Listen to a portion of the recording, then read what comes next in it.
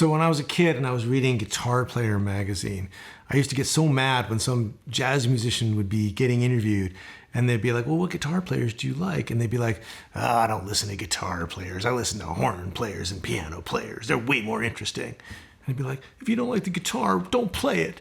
But as I got more into learning how to play this kind of late 50s, early 60s jazz version of the blues, it's not like I finished in any way with like Grant Green and, Kenny Burrell and Wes Montgomery or anything like that. But I did, listening to those musicians, expose me to people who didn't play guitar. People like Stanley Turrentine and Tommy Flanagan and Wynton Kelly and Tina Brooks and all these great musicians. One of the things about listening to horn players and piano players is they go for different things than guitar players do. And so you have to figure out how to find those things on the guitar. Sometimes it's hard. Like Wynton Kelly has this really wide span. He plays, like the register he chooses to play in, like it's like, he's covering a lot of ground. Saxophone players, tenor saxophone players are often sitting in a really nice place for guitar. It's just that sometimes it's super linear, so it's not the same kind of licks and arpeggios we're used to playing. But if you know where to go on the guitar, you can actually find a bunch of that stuff. So in today's lesson, just want to show you how to do this one cool move to get from the 1 chord to the 4 chord that comes from the playing of saxophonist Hank Mobley. Now I'm going to be covering a lot more of this kind of material in my upcoming workshop, Blue Note Blues, which is happening Saturday, November 2nd.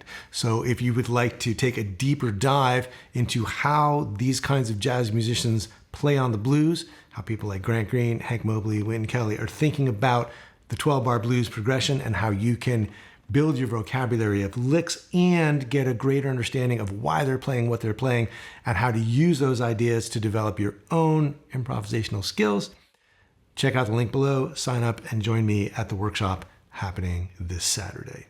In the meantime, let's check out this Hank Mobley lick.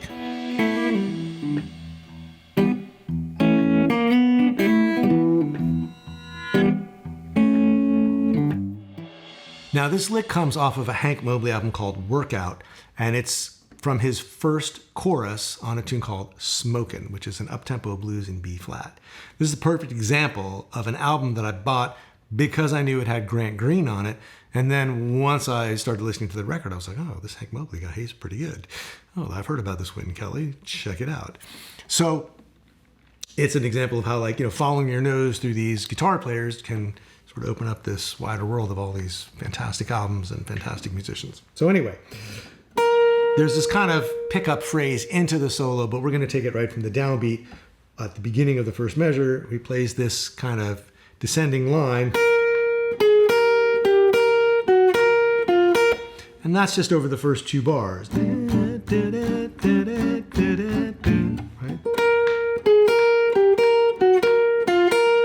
And then he just kind of hangs on that. Very cool. That's how he gets to the 4 chord. So it's this 2-measure extravaganza.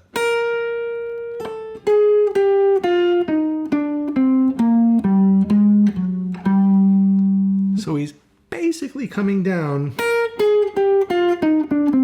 a B flat Mixolydian scale, right? Root, flat 7, 6, 5, 4, 3, 2, 1, and then keeps going. But of course, the beauty's in the details. And 2, and 3, and 4, and 1, and 2, and 3, and 4, and 1. And there's the 3rd. So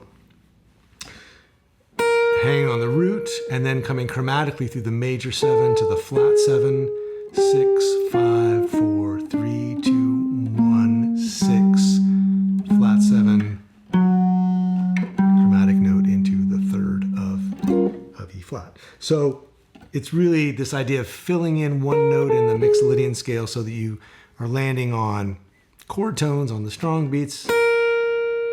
1 and 2 and 3 and 4 and 1 and 2, 3.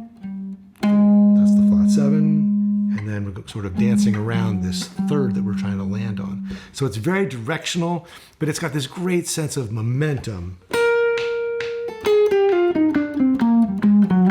And that's not a place that I tended to play blues out of when I started listening to this kind of music. I was like, whoa,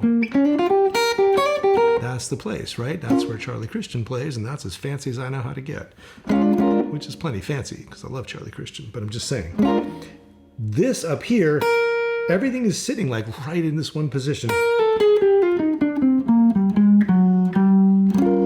And then there you are. Now you could play it down here. You have to kind of think about this position a little differently. It's not like a 6th fret thing, but more of a 5th fret thing.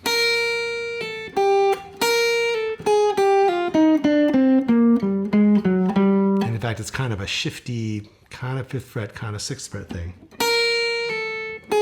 How are you going to get that chromatic thing? You could reach up, and then you could now shift position by going pinky.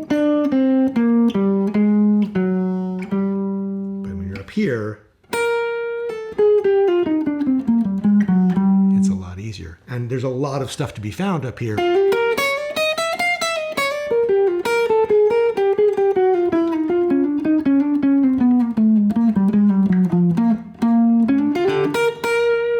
Along with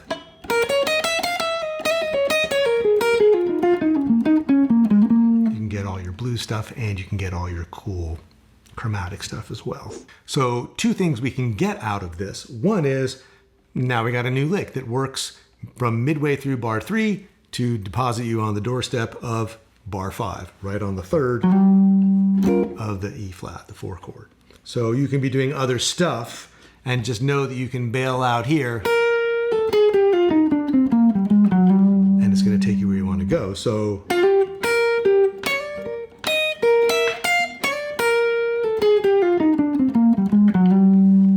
just one of a million ways you could kick that off. The other thing we can get out of it is, oh, look, this is the stuff that works in this position that gets you that sound. And so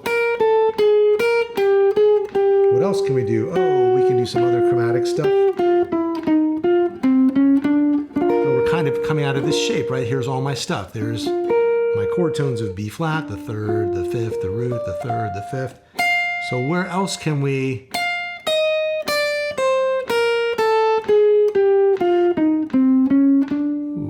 that's nice. We can bail out that way going from the 9 up to the flat 3. Or we could come down chromatically. There's the 5, the flat 5, the 4. Ooh, let's go around like we did over here. But we'll do it on this 3rd of B flat.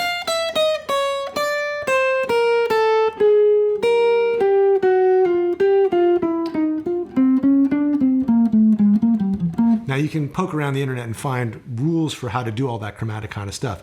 But basically the idea is trying to get like a descending line to come out smoothly with the chord tones landing on the strong beats, and then just being careful that you don't end up kind of boxed into a corner where you're trying to play a chromatic note where it's not going to work to do it. So it's cool to have a specific lick in your back pocket to help you remember this is the move.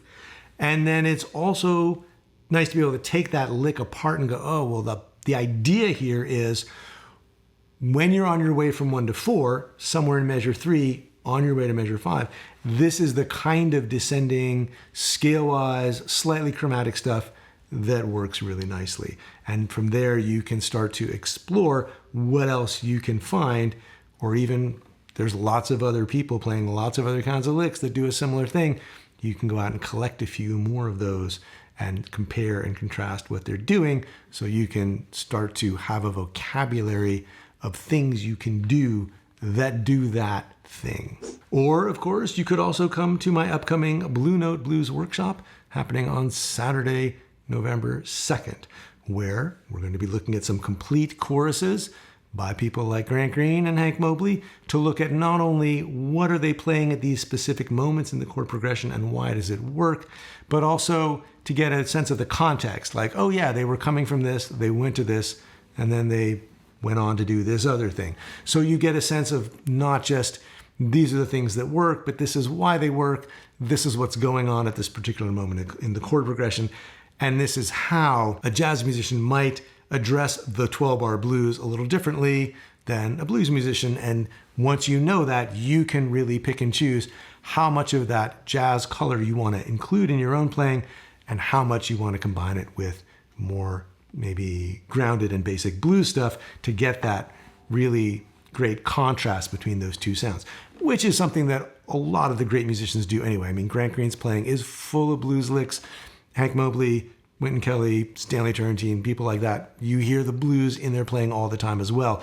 It's actually the thing that makes their playing so compelling is that they're constantly dodging and weaving between the blues sound and the sound of playing the changes, which is what we're going to look at in the workshop. So to join me at the workshop, use the link below to sign up. And if you've got a question about today's lesson, leave it for me in the comments down below. I would love to hear from you. And as always, thanks so much for watching. I'll see you next time.